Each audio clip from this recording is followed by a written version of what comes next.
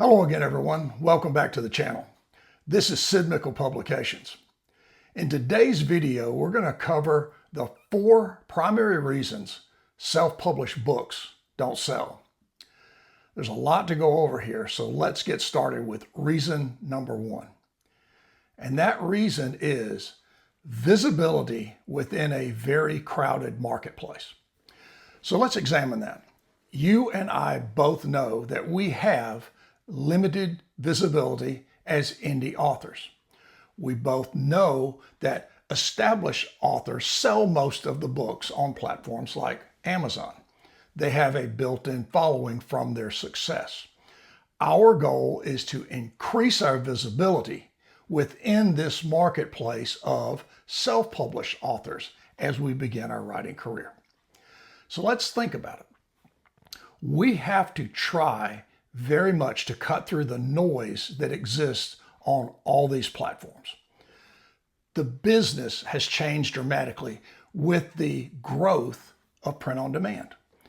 Anyone and everyone can self-publish a book if they have the determination and the time and the willingness to write it and self-publish it. This is an opportunity in reality for us.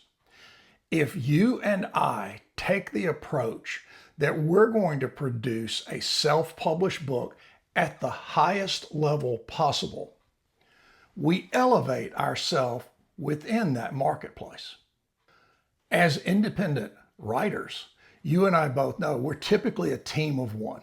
We don't have a big staff. We're not like those established authors who have a large team of support, a very wide support network. We have to create our visibility with a sustained plan of explanation. We have to create some sort of view of who we are. And we can do that in multiple ways. We obviously can do it through the quality of our writing. That is the number one required thing to gain attention or visibility as an independent author, as an author, period. Then you have to make sure as an indie writer, you start building a following. The best way in my mind to do that is to get very active from the very start with your social media following. I don't believe that ads at a later date are the payoff. I believe a grassroots network of followers that you build and you encourage to discuss and to forward information about your projects and your writing and your progress is the best way to start our writing career. Now let's explain that a little deeper. Get your social media following started right away. Maybe create a page for your new writing business. Ask people to follow it. Then be very consistent. Remember, we're always talking about how you have to be very consistent with your writing to really stay in the flow and stay in the moment of the book. It's the same way with social media. You've got to stay consistent with those followers. Keep them updated with what you're doing. Bring them along. Ask them questions. Ask for input. The other thing you can do is give them updates. And you can do this very simply with excerpts and ask them for comments. As you go through this process, you can begin to think about searching for readers, maybe beta readers, what I call test readers for your final manuscript. Use that social media following to create an identity for your own writing process. So let's think about that. If we do everything we can from the very beginning to begin making ourselves more visible, we have an advantage on a large number of people in this very saturated market who write a book and publish it and forget about it. Take that advantage. Now let's look at major problem number 2, a financial investment and a time investment in quality. You have to make sure that you're willing to commit to a financial investment. We know print on demand does not cost the author anything. It's free. I happen to use Amazon KDP. I have used Ingram Spark. You should use the platform of your choice. But let's think about other things that aren't free. When we talk about visibility, we mentioned elevating ourselves. One of the best ways to elevate our writing beyond good writing is with great material. It means we have to edit, rewrite, and revise, and then pay for, in other words, invest in a professional edit. We also have to pay for and invest in a professional book cover. So let's get into that a little bit deeper. A lot of people want to argue that point. They talk about the money, and I understand it. It is a financial commitment, and it's not very cheap, but it's absolutely essential if you want to become more visible. You have to set your book apart from other books, and you can't do that if it's not professionally edited. You can't publish a book with errors. You can't publish a book with mistakes in punctuation and things that a professional editor is going to find, question you about, and give you an opportunity to improve on them. That's what an editor does. The next thing is simply this: the cover. You've spent all this time. You've worked so hard revising and editing and rewriting things. You've worked really hard to make this book complete. Don't diminish your book with a crappy cover. Spend money on a professional cover. Here's why. When people are scrolling through lists of books, and typically as they're doing a search, maybe it's Amazon, you go down the list, and when you as a customer see an obvious, not professional cover, it really just triggers in your mind, keep moving. There's no reason. That's not up to, the professional standards more than likely you're looking for. Eliminate those two roadblocks right away. Get professional editing, get a professional cover. Again, you take a step away from this giant marketplace by doing those two things. They sound simple, but yeah, you have to invest in them, and you have to also be willing to do that basic work. And I don't mean to gloss over those. You have to edit and rewrite and revise until that book is of the best quality you can make it. Then you send it to that professional editor and you revise it again. And after that comes a point where you're satisfied and you publish it. Then you put a professional cover on it. That's really the process. That's how it's done if you want to do it correctly.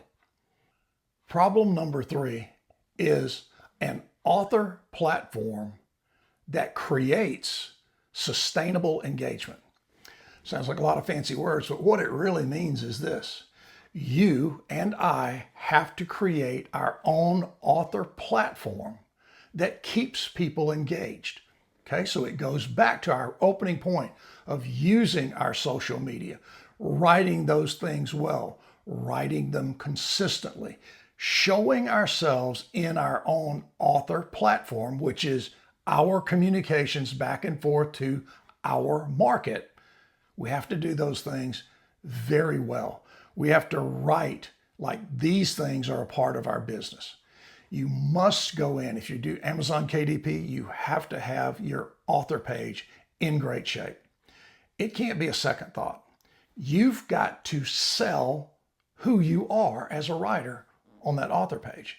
It really has to be perfect. It can't be quickly done. You've got to examine it, and you have to update it constantly. Remember, just like we were doing that social media consistently and bringing people along with us, your author platform is not a write it once and forget about it. Update it. Tell people where you are, what you're doing. Make it an ad. Your author platform is an ad for your writing and your writing business. What we want to do with this is to create this engagement. We want people to be looking for us, looking at us, and seeing the right kind of things: professional writing, professional communications, and updates. Those things we can do very simply. We just have to have discipline. And what does it do? It sets us apart from that very big overly saturated marketplace. It's a critically important thing for us to do. We have to make sure that we're visible to the fullest degree we can make it, and we have to always focus on engagement. Now let's look at problem number 4. And problem number 4 is really a difficult one. It may be the biggest challenge in this entire conversation. Acquiring reviews to build your credibility. That's it in a nutshell. Reviews, positive reviews, establish your credibility as a writer for the book they're reviewing. And I'll tell you, reviews are very tough to come by. I didn't understand that when I first started. Boy, after the first book, I absolutely understood. It is incredibly difficult to get any reviews. I thought I would get 100 right away. I think I got 5. It's not something that is as easy as it sounds. It's not easy, in my opinion, to go on Amazon and write that review. You have to be committed to it. And look, a lot of people are going to tell you, they're going to tell you, I want to write you a review. I love the book, or I like the book, or whatever they say. They mean well, but you have to really push. You have to really invite, and you have to explain to your readers how important reviews are. Tell them. Tell them that it's one of the most important vehicles for an independent writer. Tell them how a great review impacts your credibility to the marketplace. A good review does this. When a potential reader, someone who's going to buy your book, looks at that review, it is a proof source. It takes away some of their doubt. Now, I spent 40 years in the sales management, and consulting world. Proof sources are one of the most valuable things you can have when you're trying to convince someone. In other words, sell them. And that's what we're doing. We're trying to sell these readers on our books. Reviews establish your credibility and act as your proof source. You have to make sure you focus on reviews. These reviews are a very big indicator of where you are in your writing. If you do all those things really well, the editing, the rewriting, the pro edit at the end, and that professional cover, you really separate yourself from the vast number of people in this saturated market once again. So let's look at a couple of other things that also tie back into these 4 big issues with self-published books not selling. As an author, you have to know going in that a one and done book doesn't typically lead to a lot of success. There are very few Harper Lees in the world. That was a one and done and a world-class book. You and I are probably not going to do something along those lines, and we have to think about that going in. The best way to increase your visibility, the best way to increase your credibility and your sales is to write more high-quality books and take this basic setup you've established in all 4 of these solutions to the problems we've talked about and move them into book 2. Because I can tell you from experience, I have written 7 books. My 7th book is vastly superior to any of the other books I've written. Why? Because I'm getting better through experience. And that will also happen to you if you write with a commitment to these quality standards and you commit to these basic elements of good writing, good visibility creating, and good separation, the good steps you take to separate yourself from this really big market. And let's think about this. When you write a book and it does not sell, it is frustrating. It is sometimes heartbreaking. It can be crushing to some people. And I get comments and notes all the time about people feeling very crushed. So let me add this to our conversation. When you write your first book and you publish it, this is my 7th, that is my name across the bottom of the book. And it's happened 7 times. And every time I've done it, it is a huge piece of success. It's a milestone for me, and I absorbed that success, and I'm very proud of it. Remember, less than 1% of all people around this world ever attempt to write a book. You're doing something that's very hard. And if that occurs, when you see your name on the bottom of the book, you've accomplished that goal. Never, ever give away that benefit, that positivity.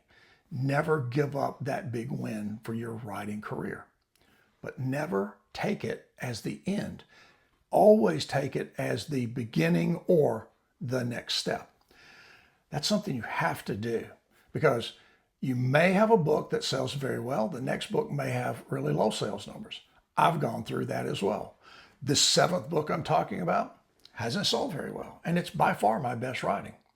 Somewhere along the line, I didn't do something very well, maybe in the marketing, maybe in my social media posts and updates. I didn't handle it properly because it hasn't gotten the momentum it needs to generate ongoing sales. But I understand that. And the other thing I understand is I love that book. I'm not crushed by the low sales numbers. I've just got to try to fix it. And I'm working on another book. I'm at the moment working on 2 books. You have to be engaged personally with your writing career.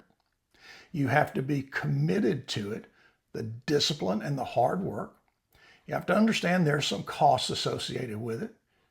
And you also have to be very willing to fight through down times in writing. They're coming. I doubt that there's any writer who hasn't had a real struggling period of time in any of the books they've written, whether it's the 1st or the 50th. Writing is a big challenge, but it is an incredibly rewarding thing. At least it is to me. I am very passionate about having the ability to sit down and write a story that, in my mind, is entertaining and is a good value and is something that I like to read, and it seems like other people might like to read. All I'm saying here is this: balance this world, balance the steps you have to take to grow your career, and also balance your emotions when you don't get off to the very best of starts. That happens to all of us, basically. And you just have to come back and write better, market better, and increase that visibility. So I hope today's video has answered some questions. I hope it's created some questions. And I hope it gives you some motivation to go out and look at doing these basic things really, really well. Looking at the very hard things like gaining reviews and formulating a plan as you get ready to publish your own book. But until next week, when we get together for another conversation about indie writing and self-publishing books, hope you'll take care of yourself. Go out with your friends and family and have some fun. That'll be an important part of your week. Till we get back together again, take care. We'll see you soon. Bye-bye.